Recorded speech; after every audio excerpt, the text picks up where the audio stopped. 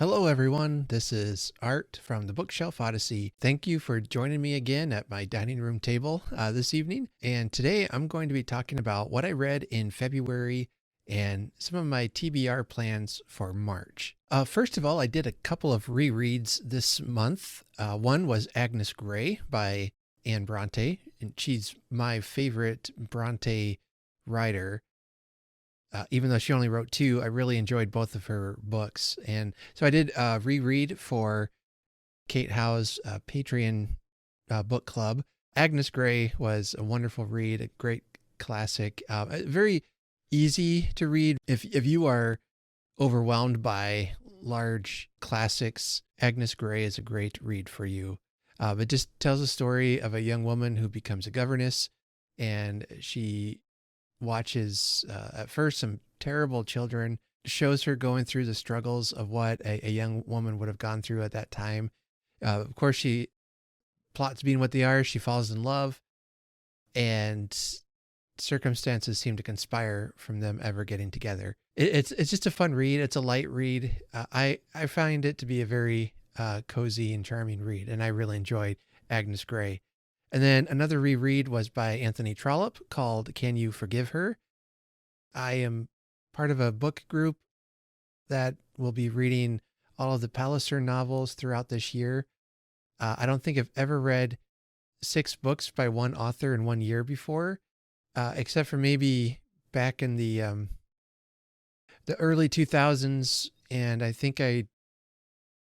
I know I read a lot of Terry Brooks fantasy novels all in 1 year, which kind of broke me. It's a long story, but that experience is what makes me today only want to read 1 or 2 novels by one person within the space of a year. It was just too much. Can You Forgive Her is another great Victorian classic, and I'm looking forward to reading more of the Palliser series this year, though. And I'm going to be starting one of my March TBR books to read is Phineas Finn, I think, is book 2 in that series. So I'll be starting that in March.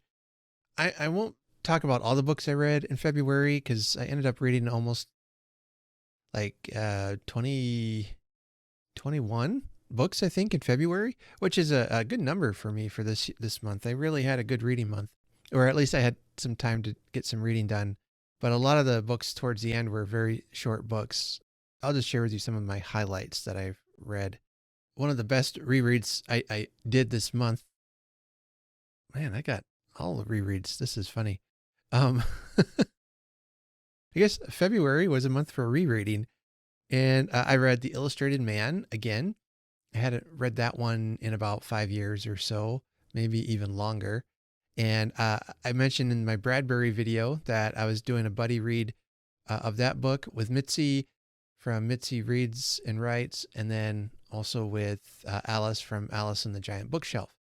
And that was so fun, just reading those stories throughout the year, throughout the month, talking about them on the Voxer channel, and hearing their perspectives as new Bradbury readers. You know, I think I mentioned in my last video that these are stories that I have read multiple times throughout the years, and then sometimes you lose that impact because you're just so familiar with the story. And so it was a lot of fun watching them respond to Bradbury for the first time, catching their excitement for discovering a new favorite writer, or at least a new favorite book.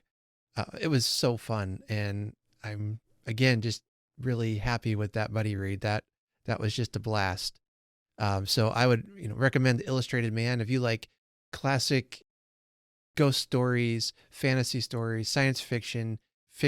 I mean, Bradbury writes it all. And anyway, I talk a bit about that book, I think, in my Bradbury video, so you can go and check that out if you'd like.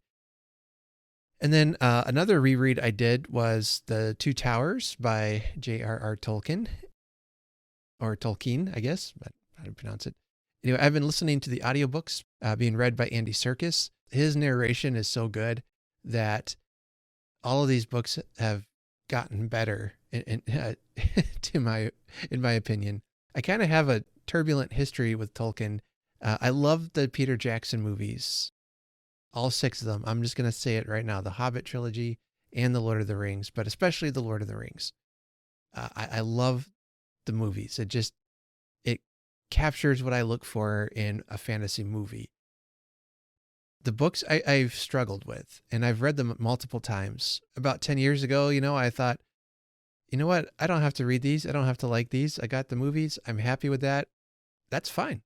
And that's the decision I made. I know some of you are pulling your hair out or died from shock, but I just came to terms with that.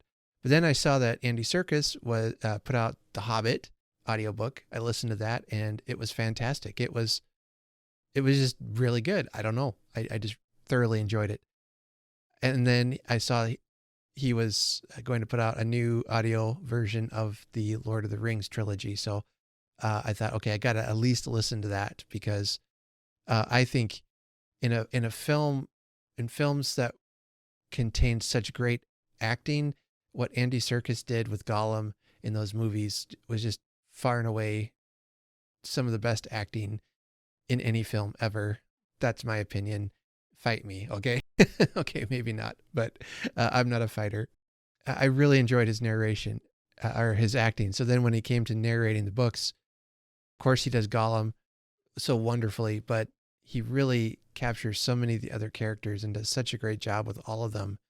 It's really, this is the best experience I've had with reading these books since ever. So I think I first started reading them it was around the year 2000, because I remember I was reading them right around the time I got married.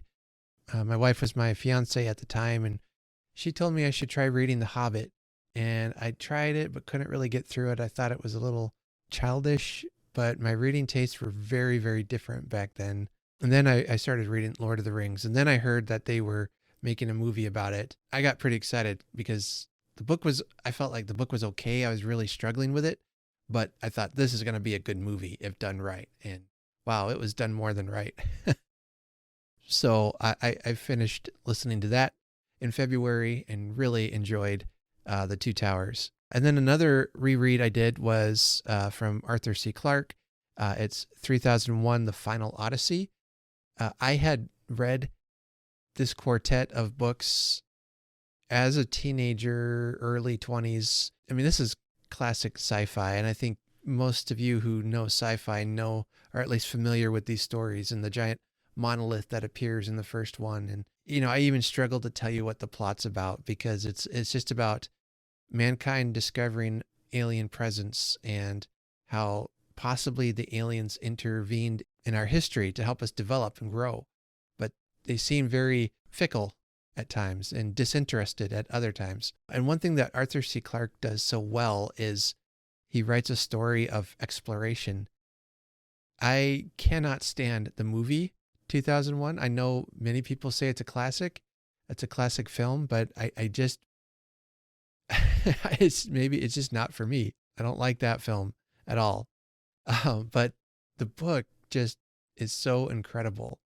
And I don't know what the difference is between the two, but I love Clarke's writing style. I love the imagination he pours into it and how it's not even so much a plot. It's like you are in the spaceship exploring the unknown with these characters. Anyway, 3001, The Final Odyssey, takes place, about 1,000 years later after Odyssey 3. Frank Poole, one of the characters who died in the first book, they find him floating out in space. 1,000 years later, they're able to revive his body, and he comes back to life. And most of the novel is about him exploring the world 1,000 years later. And of course, they run into more monoliths. There's a little bit of a plot there about what the aliens are intending for humankind and how they deal with it in the end. I thought the ending was maybe a little bit rushed. And the first time I read it, I was extremely disappointed by the ending because, to me, it was, I was still kind of looking for more action than I was a thoughtful examination of humanity, and now I really enjoyed this reread, and thought I liked the ending a lot better than I did.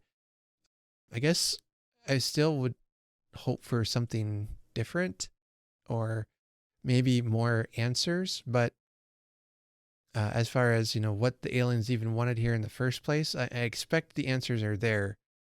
I just am not, I'm just missing it most likely. But so a little spoiler for the ending of this book, but they quickly realize that these aliens who have planted the monoliths in their solar system are probably going to just come and wipe them out. So they have to quickly figure out a way to stop that from happening. And they do it, what I think is kind of poetic, is that they copy basically what happens in the War of the Worlds and use that idea to infect the alien monoliths so that they collapse. I guess the book ends telling us that we have at least another 1,000 years to prepare for whatever these aliens have in store for us next, because that very likely, once it gets back to them, that, hey, maybe, I think what they're thinking is that maybe these aliens will have said, oh, well, I guess humanity has evolved to a point where maybe we'll go and visit them. I don't know. Just kind of a strange ending, but it's almost like this idea that these aliens were a kind of God. Maybe it was the point here is that man is shown to be disconnecting from their God or destroying their God. I don't know. I think it's worth thinking about. And I think overall, I really enjoyed the series and the thoughts. I love the way that Clarke makes me think about these things. So I'll think about this and ponder it. And I'd like to know if you've read the trilogy, what you think of it, or the Quardrilogy. It's a 4-book series, Odyssey series. If you've read that, if you like them, if you don't, let me know. It was enjoyable to go through that series of books again. I haven't read those for ages. So I've been kind of on an old sci-fi kick lately, and I've read a couple others that I have enjoyed. A couple other books I read this month in February. This one is called Dickens and Staplehurst, and it's written by Gerald Dickens, who is Charles Dickens' great-great-grandson, and he's an actor and performer and has just written his first book.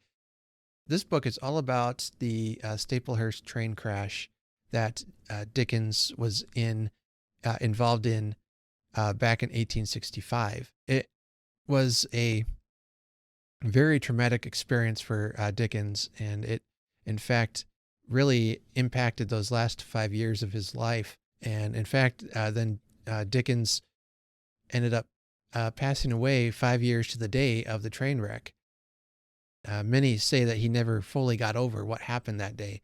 But what's neat about this book is Gerald Dickens takes deep dive into the day of the train wreck. And so we learn all about Dickens and his life a little bit, but mostly about what his experiences during that day were, how it impacted him into his future, as well as some of the other people and events that surrounded the train wreck at Staplehurst. It's not a novel, it's nonfiction. Gerald collects all of these things together, is able to tell a pretty compelling story. I would hesitate to call it narrative nonfiction because it doesn't read quite like that.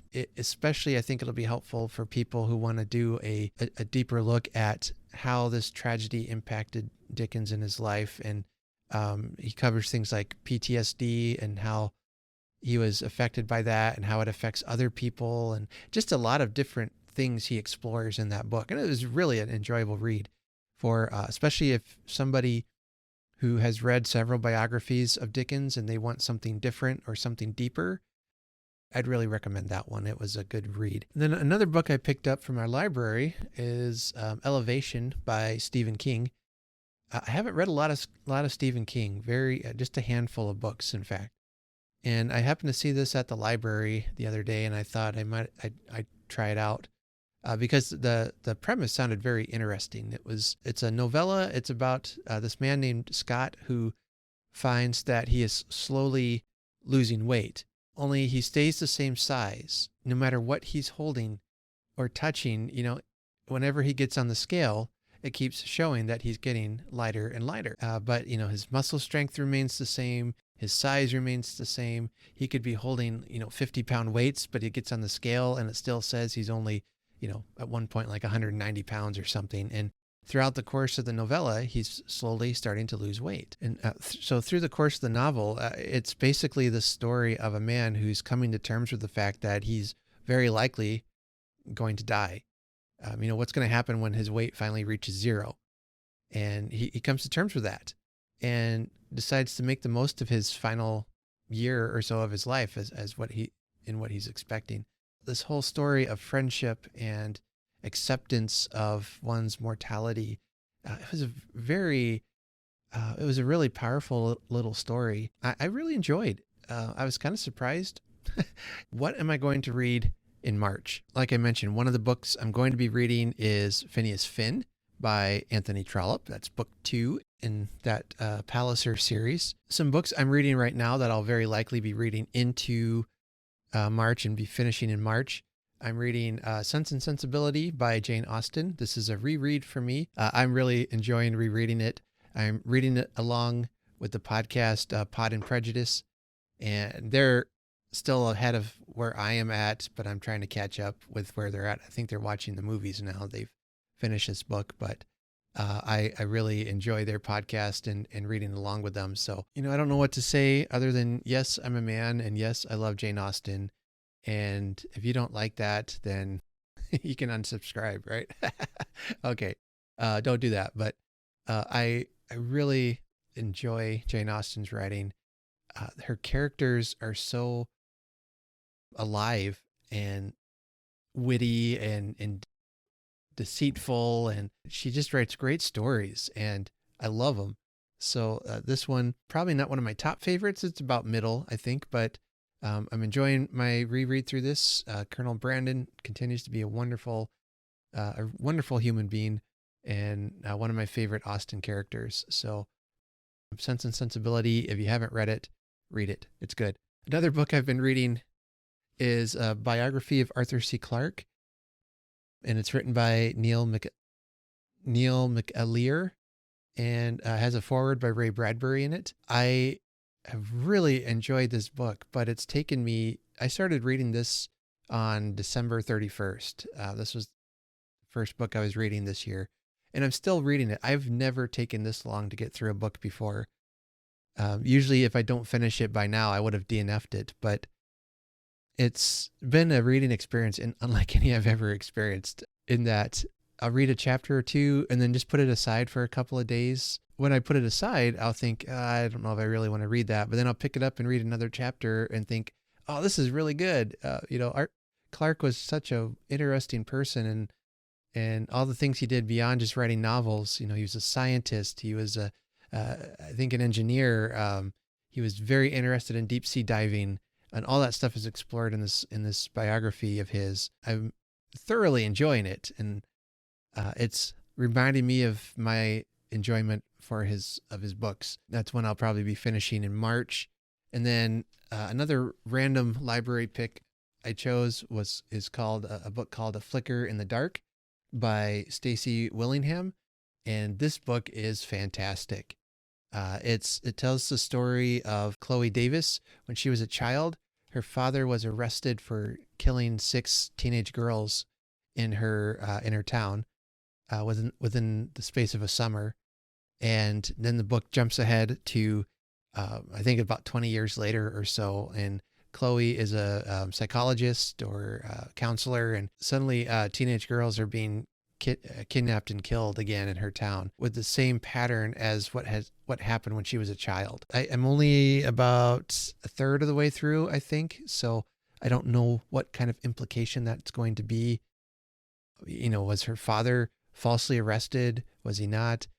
Is the killer a copycat crime? Is the killer somebody in her own family?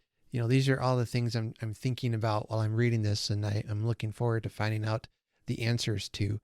But if you like, dark thrillers, this is a very good one. And I think this is Stacy's first novel. I can't wait to see what else she's going to write. So that's A Flicker in the Dark by Stacy Willingham. I highly recommend that, and I'm looking forward to reading it. Some other things I'll be reading this month. One, it will be another reread of Return of the King, the audiobook with Andy Serkis.